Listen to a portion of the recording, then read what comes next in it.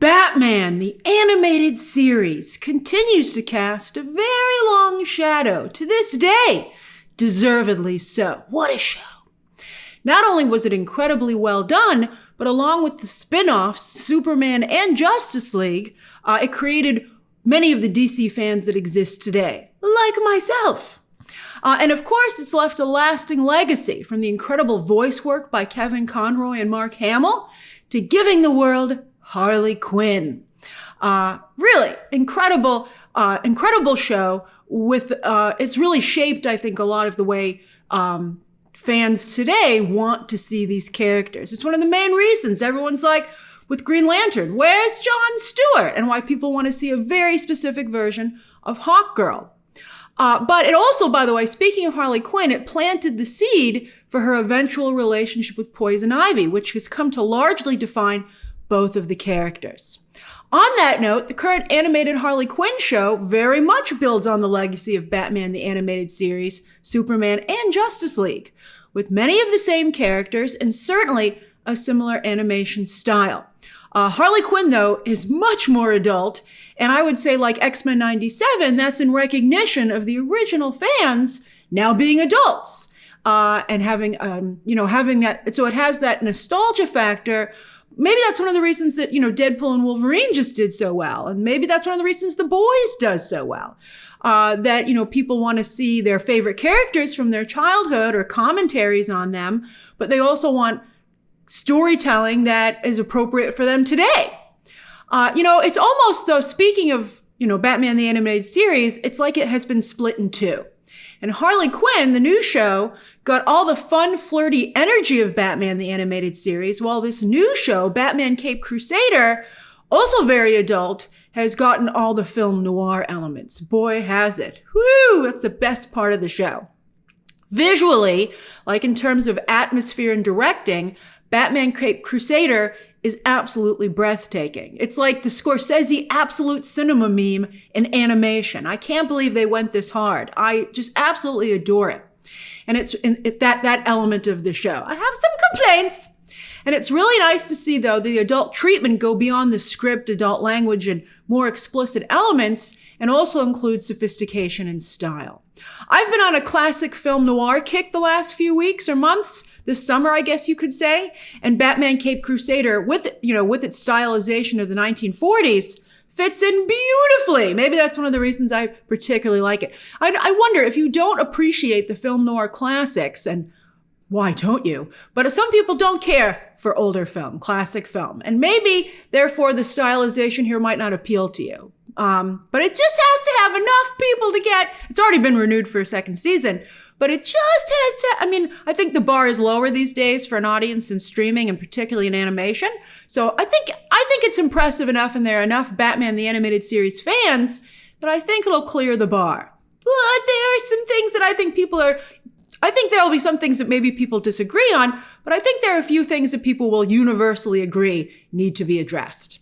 Yes, there's a but. The loss of the two biggest issues, I think, are the loss of the fun and flirty aspects of Batman the Animated Series, a real issue for this show. They've just sucked out all the fun and flirty aspects, as well as some of the changes that it has made, which seem like they've been done more to drum up online discussion rather than benefit the show creatively. So let's discuss that first. This is the non-spoiler review. There are like a couple little things that, but I don't think that will affect your experience. There are a lot of surprises in store for you. And I think for the most part, I've maintained them. But I still want us to be able to have this discussion. All right. So I think the diversity of Batman Caped Crusader is exciting because it allows many different groups to see themselves in the iconic Batman the Animated Series storytelling and styling. That's very cool. But as is so often the case with Hollywood, when they try to do representation, it's often not very flattering. It's not at the level of the original characters. It's like, thanks, some kind of help is the help we don't need. Thanks, but no thanks. Although I think it's always better to be included. But I'm surprised that they didn't do a better job with some of the inclusion. So Commissioner Gordon and Barbara Gordon fare the best by far. The commissioner's role is surprisingly small, actually. But on the flip side, Barbara's role is huge. She is, I would say, arguably the show's female lead. Not only do they both have great character designs, but Eric Morgan Stewart and particularly Crystal Joy Brown, wow, do excellent voice work for the two characters. And I also really liked, by the way, the design of Lucius Fox, reimagined as not just one of Wayne Enterprises' top executives, but coming from one of Gotham's elite families himself. That was a great idea. And while I appreciate the body positivity of the new Renee Montoya, she's styled in a very dour, restricted way, which could have been maybe a reflection on some of the things she's going through personally. But that's not how at least it's addressed in the first season. It just seems like an unfortunate choice. Because why shouldn't a body positive character be able to have as much fun, flirty fun, as the characters from the original Batman, the animated series? But then also, in addition to the dour stylings and the body positivity, those same elements are reflected also in the new Harley Quinn, which not only therefore detracts from both of the characters' originality, neither one of them is allowed to even own this new space, but the couple, they've been paired up as a couple, as a romantic couple, but it makes them boring because they're the same. And so I think any writer will tell you that it's more dramatic when opposites attract. Sometimes there's like some similarities too, of course, but I think there's always usually some really big contrasting element which makes you be like, the sparks, the electricity that must be there. And I think you don't feel that here because it's not there. And again, as I said, I think it's unfortunate the two plus-size female characters aren't allowed to have the same flirty fun and style that the classic Batman, the animated series female characters did. Again, it's like this new type of person gets to be in the space, but not in the same way. And you're like, why would you do that? Also, while Montoya has become a fantastic overall LGBT character for DC, who's had really interesting relationships, not only with fellow police officer Maggie Sawyer, who's out of Metropolis, but also Kate Kane's Batwoman. However, I think to simply make Harley Quinn another LGBT character ignores Harley's very specific and unique story of how she went from a toxic, abusive relationship with the Joker to a loving and supportive one with Poison Ivy, but yet both, I think, really play into Harley's tendencies to be a groupie. And so that's usually the romantic pattern that Harley has followed. And so that's not at all in her situation with Renee Montoya. So, these relationships that I've just addressed from the comics are all really great stories, which not only were sexy, flirty, and fun, but showed us, gave us a lot of insight into the women who were involved. Here, though, it just seems like Montoya and Harley have been paired up for audiences to be like, oh, that's different. There's no flirtation, there's no sparks. It doesn't, again, as I say, give us any insight into either character. It just is. The relationship just is. And so if you're going to go there, I've long been a proponent of, you should really actually go there. It also doesn't help that this is the worst Harley Quinn that we've ever gotten. Whew! The Harley Quinn competition is tough. It's very tough. With so far, up until this point, every creative team I guess they did try and do this, but they just really missed.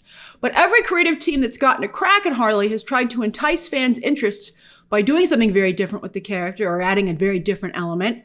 And then also trying to, in that way, hopefully contribute to Harley Quinn's legacy, which is growing exponentially because everyone wants to take a crack at the character. But wow, all I can think is that Bruce Timm has totally misunderstood fans' criticisms of some of his recent creepier work. And therefore, it's almost offensive how he seems to have reacted to that criticism. And he is, as a result, seems to have stripped all the interesting elements, all of them out of Harley Quinn. He's like, if I can't make her wildly inappropriate, I have no interest in the character. And you're like, what have you done, Bruce, to the character that you co-created? This Harley Quinn is Harley in name only. I guess she's also a psychiatrist who wears a jester costume, but it's almost, again, insulting to the character of Harley. And again, they made the character Asian, which should have been fantastic and exciting and fun. Look at what they're doing over with the anime with Harley Quinn.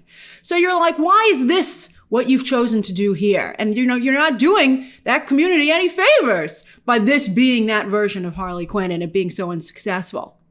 She's absolutely no fun as a Gotham villain or as a civilian. I mean, I'm not to say she doesn't have a moment here and there, but overall, you're like, just what a miss.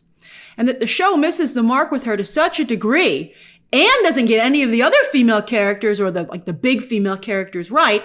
Barbara doesn't get to be Batgirl this season. Catwoman really only appears for one episode. That it strips out almost all of the female energy from the original show, from this show. And, that was a big part of the original success. It's weird to have, the Harley Quinn show is almost entirely like female energy. But this one is like totally devoid of it. So it's weird. And it's weird, Bruce Timm has so much been a part of his persona from the animated series to his own fan personal art that it's gotten him in trouble. And so I don't understand why he's just gone so far in the other direction that it's equally as big a problem. So yes, Batman Caped Crusader is a bit of a sausage fest and not a particularly sexy one either. It's not like they brought in the fun and flirty aspect in that regard. Kind of to the way X-Men 97, speaking of X-Men 97, the way that show did or does. But it's, it does reflect, I'd say, older 1940s film noirs. Those were definitely, if you watch some of them, they certainly have a lot of sex appeal. But also, those films typically had, when speaking of female characters, a femme fatale and one good girl. And I guess here that would be Catwoman and Barbara Gordon, which is maybe, when I think about it, why their characters work the best, because they do fit the film noir formula. Christina Ricci, who doesn't get nearly enough attention for the exciting adult actress that she's become, I love her so much.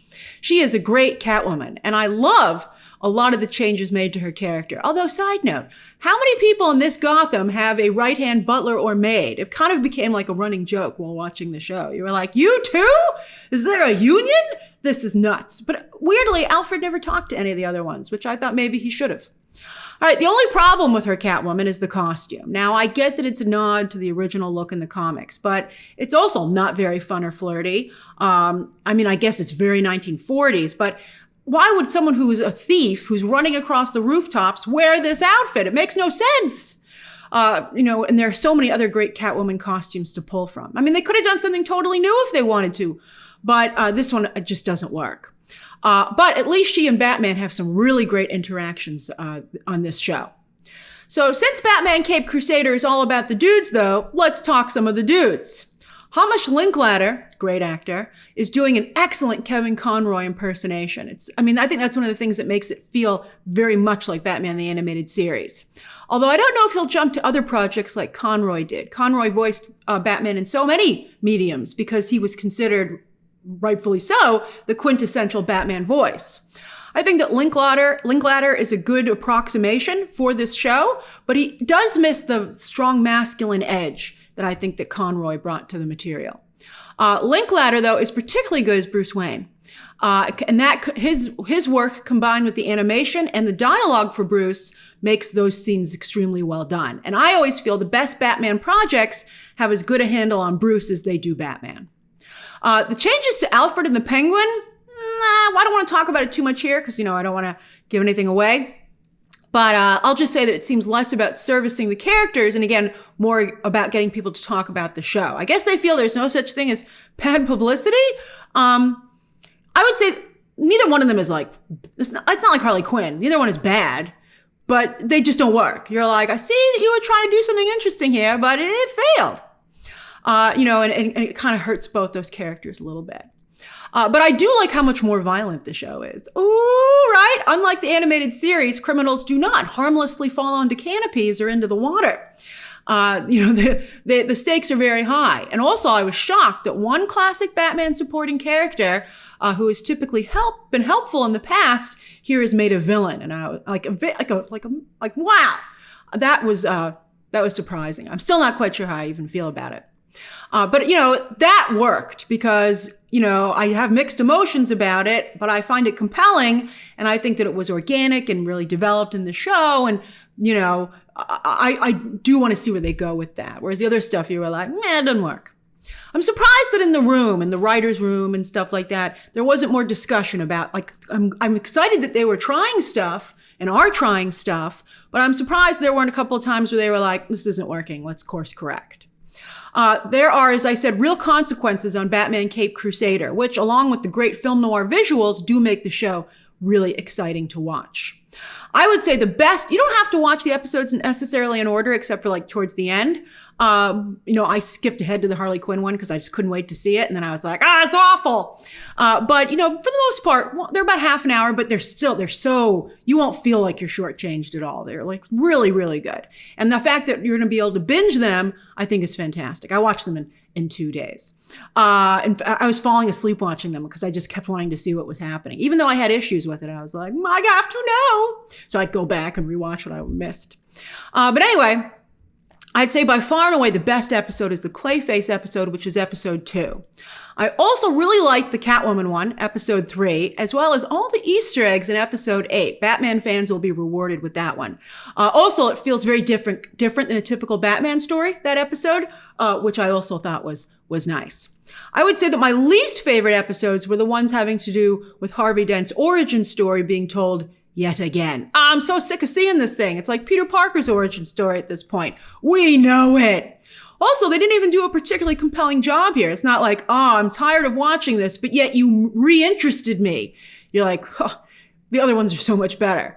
But I do like the character design for Dent. And I thought that Diedrich Bader, who of course has voiced Batman himself, was an excellent choice in showcasing the two very different sides of Harvey. He did a nice job. One thing I also want to address are the writers on the show. So Bruce, Timm, Matt Reeves, and J.J. Abrams have been getting all the attention. Even though they're executive producers, their names go first in the credits, which I thought was wild. Love the opening credits, though, by the way. I watched them every single time. I never skipped through them. I thought they were great. You'll notice that like the final shots in each opening credit scene are a shot from that episode. One of the backgrounds. Locations. It's so good. All right, the visuals on this show just cannot be beat.